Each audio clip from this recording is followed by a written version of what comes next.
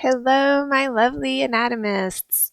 Michele Glass here, and thank you for joining me for a video on reproductive system. Remember that about 1% of the human population in 2020, that's about 7.9 million people, are classified as intersex, meaning based on chromosomes, genes, hormones, hormone receptors, internal and external anatomy. They're classified as intersex. For roughly then the remaining 99% of human population, these individuals fit somewhere in the binary of male or female bodies. And so we are looking here at what is classified as the male external and internal anatomy. Let's begin with our gonad, which in this body type, that would be testes. So the testes is the location for production of gametes, which in this case would be sperm cells. Those spermatozoa are produced in the testes. They mature here in the epididymis. And then they'll move into the abdominal pelvic cavity through this tube here, which is called either the ductus deferens or the vas deferens. So notice that the testes is held outside of the abdominal pelvic cavity in a sac called the scrotum or scrotal sac. We have also extending down here what is called the testicular artery. Okay. As we move into the abdominopelvic cavity, we will see at the back of the vas deferens the ampulla, which is the enlarged portion here. Right here, we're seeing what's called this seminal vesicle or seminal gland. Right here, we're seeing the urinary bladder. And here is what's called the prostate gland. So if we open up,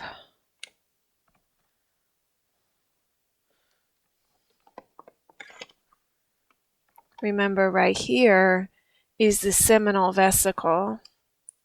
And if we notice, we'll see that the seminal vesicle and the vas deferens are going to empty into what's called the ejaculatory duct, which becomes continuous with the urethra. So of course in this body type, we see the urethra as a urogenital structure, meaning that it's combined in both the urinary and the reproductive system. This right here then is the prostate gland, and so you can easily see why an individual with an enlarged prostate might have a difficult time actually emptying their bladder. Right here, this gland is called the bulbourethral gland. As we look at the urethra, we see that there's different regions. So this portion of the urethra that's running through the prostate is called the prostatic urethra. This portion here is called the membranous urethra. And then the portion that's like running through the penis is called the spongy urethra. And we'll see that name matches in with erectile tissue. Taking a look then at the external genitalia of the penis, we have here, this would be the root of the penis, and then this would be the body of the penis, and then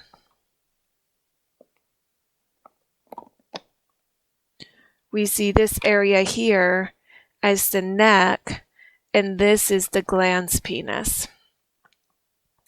Now right here we see what's called the prepuce, which can also be referred to as the foreskin.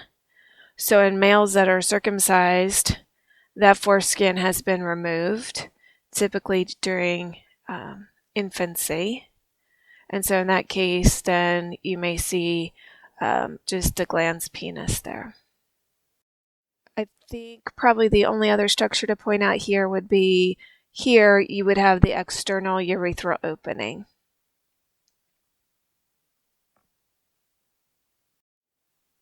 Going back to this dissected cut, again we can see the erectile tissue that's running through the penis.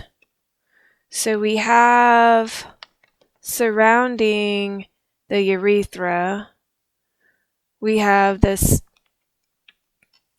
corpus spongiosum, and then sitting on top here, you actually have two of these side by side. This is called the corpora cavernosa.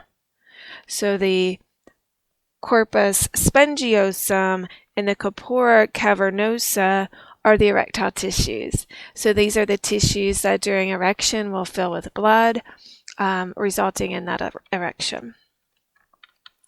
Down here at this cut of the testes, you can see this red line surrounding. That's going to be called the dartus muscle. And then you have on the very outside of the testes, you have what's called the tunica vaginalis. And we'll be looking at the testicle structure, and then we have a little more structures on the penis to look at on a diagram. All right, y'all, that's it for this model.